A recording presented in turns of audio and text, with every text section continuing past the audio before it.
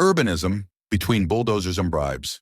This opinion examines how Islamabad's anti-encroachment drives reflect an elite-driven urban model that marginalizes street vendors and the working poor. The Greek architect and urban planner Konstantinos Doxiadis had designed Islamabad to make it as safe, traditional, and free of friction as possible. Konstantinos Doxiadis is a proper name referring to the planner of early Islamabad. Free of friction is an idiom meaning without conflict or difficulty. This sentence contrasts the original vision of a harmonious city with its current reality.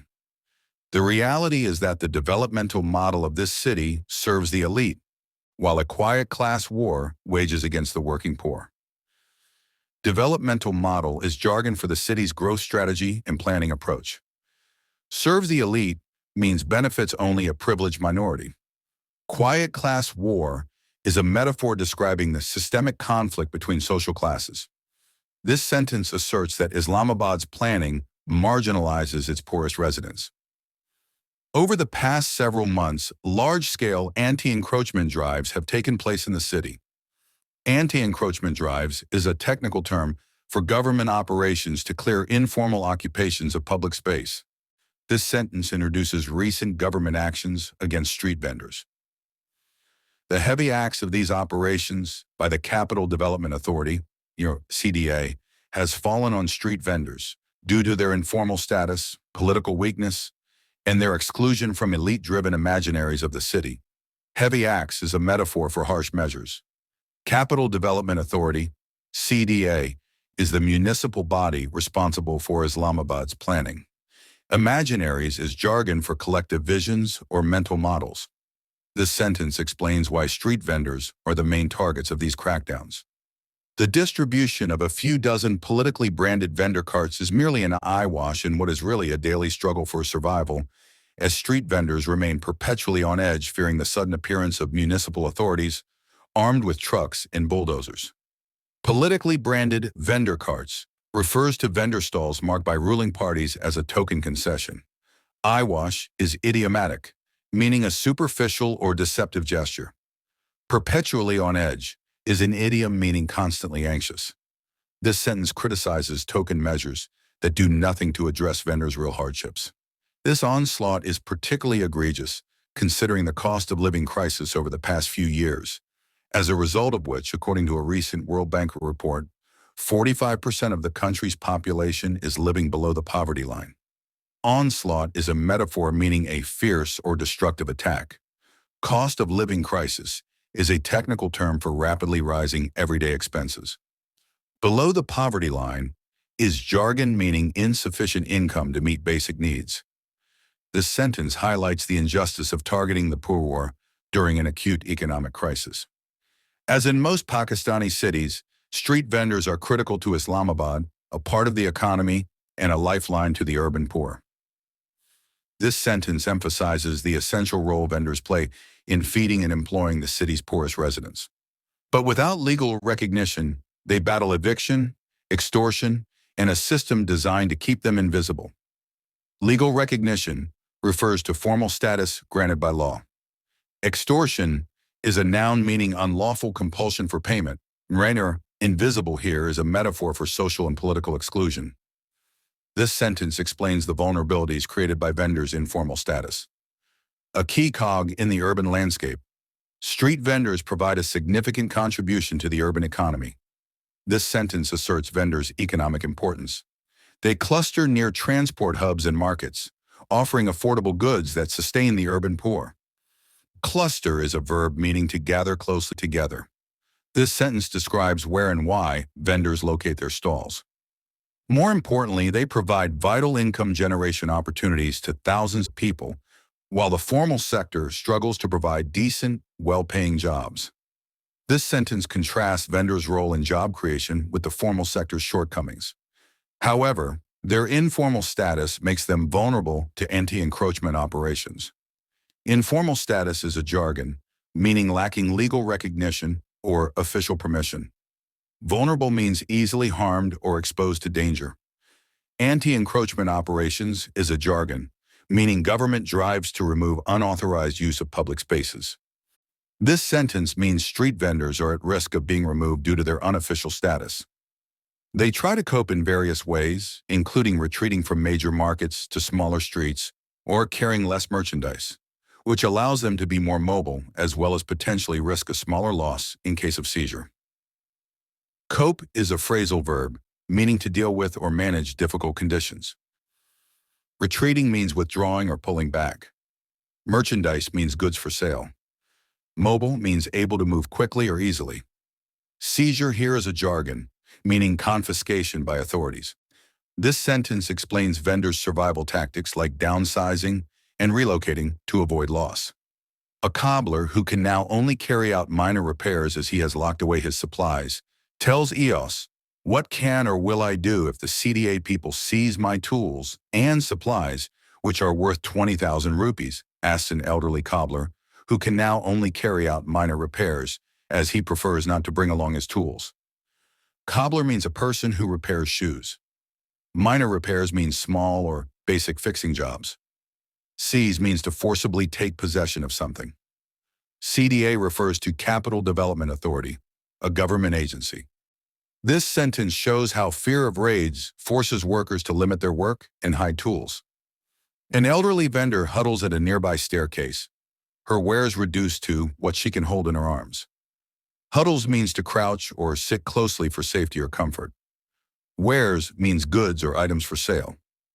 This sentence shows the extreme measures vendors take to avoid loss, selling only portable items. Despite the ingenuity of these tactics, these are temporary coping mechanisms. Ingenuity means cleverness or creativity in solving problems. Tactics means planned actions. Coping mechanisms is a jargon, meaning methods for dealing with stress or hardship. This sentence suggests these methods are creative but unsustainable long-term. If these operations persist, most street vendors will not be able to sustain themselves. Persist means to continue for a long time. Sustain means to continue to live or maintain income. This sentence warns that ongoing raids could end street vendors' livelihoods. Systemic issues. Due to their informal status, street vendors are extremely vulnerable to these operations. This sentence reiterates that lack of formal status leaves vendors exposed. As renowned urban planner Ananya Roy argues, informality should not be understood as a failure to plan, but as a planning regime. Informality is a technical concept in urban studies, meaning economic activity outside formal regulation. Planning regime is jargon meaning an organized system or policy framework. This sentence invokes scholarship to show that informality is a systemic choice, not an accident. In the absence of formal legal recognition, the city bureaucracy can showcase its efficiency by carrying out operations against street vendors. Bureaucracy is a noun meaning the administrative system of government. Efficiency, in quotes, signals ironic use, claiming credit for harsh actions. This sentence accuses officials of using crackdowns for political show. When the impetus for these operations falls off, it resorts to everyday extortion. Impetus is a noun meaning the driving force behind an action. This sentence explains that when large drives end, routine harassment begins.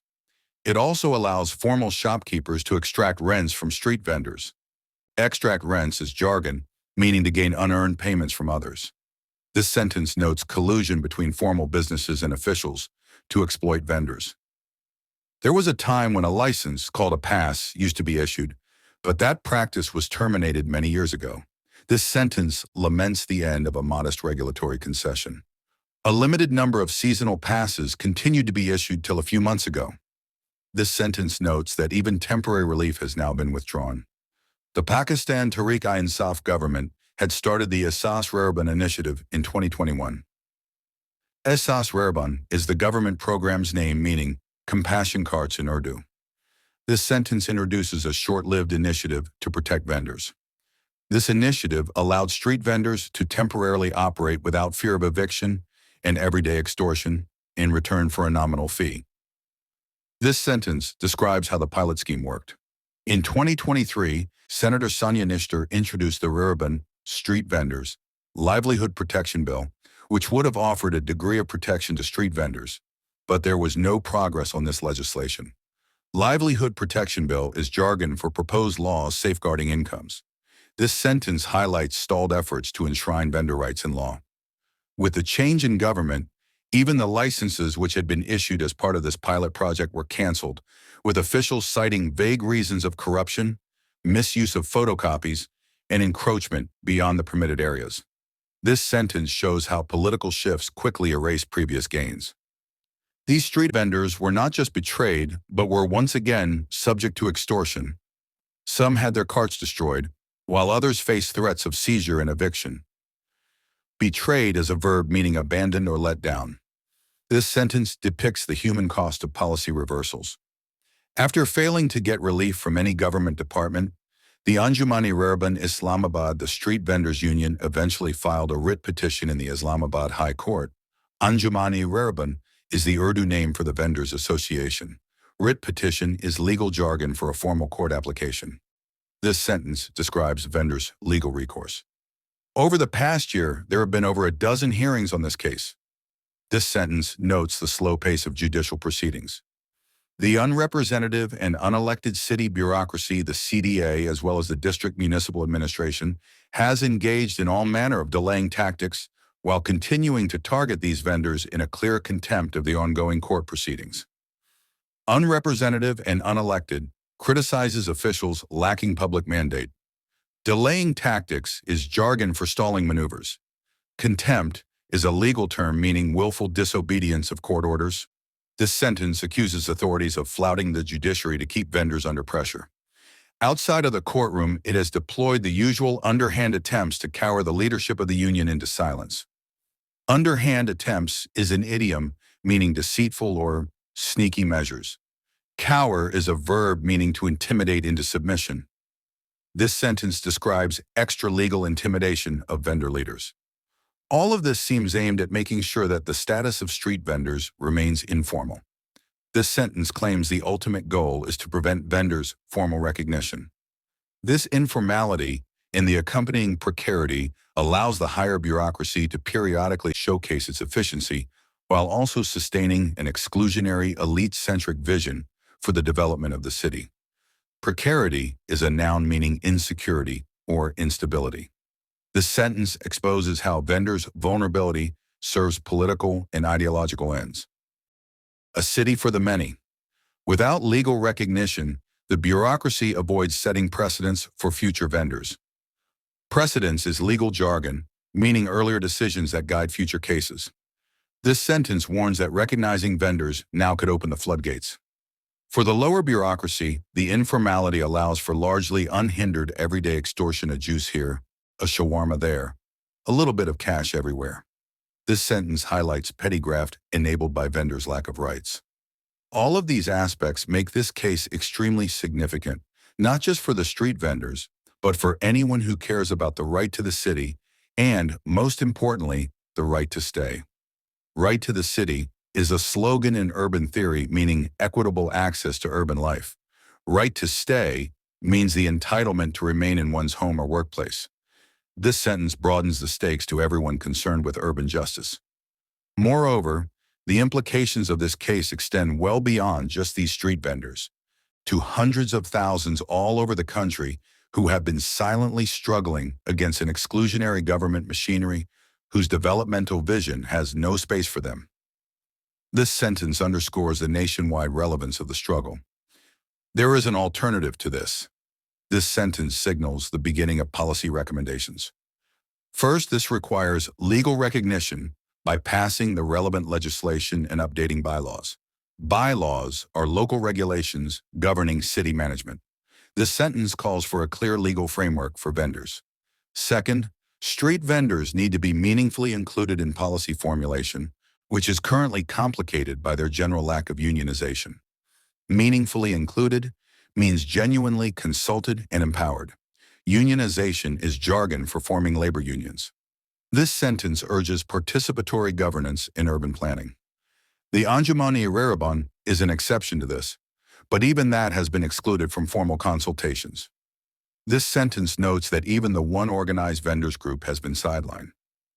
The process of issuing licenses and permits should be made clear and transparent, based upon the input of relevant stakeholders, especially street vendors. Transparent means open and visible to all. This sentence advocates procedural fairness in licensing. The allocation of designated vending spaces needs to be close to existing operations, not distant and peripheral zones. This sentence stresses that vendors must stay near their customer base. Finally, there is the question of the planning paradigm, which currently views street vendors as, at best, nuisances responsible for congestion and, at worst, outsiders who illegally encroach upon valuable land. This sentence critiques the dominant mindset that devalues informal economies. In either case, these visions are far too enamored by the cosmetically enforced order and the distilled lifelessness of a gated suburbia. Cosmetically enforced order is a metaphor for superficial cleanliness that ignores social harm. Gated suburbia evokes fenced-off, homogeneous residential areas disconnected from real city life. This sentence laments an aesthetic-only approach to urban development. Islamabad needs to be imagined better a city that works for the many, not just a few. This closing sentence reaffirms the call for an inclusive urban vision. The writer is a teaching fellow at the School of Humanities and Social Sciences. LUMS, Lahore. Muhammad Saleemi at lums.edu.pk. Published in Dawn, EOS, July 27, 2025.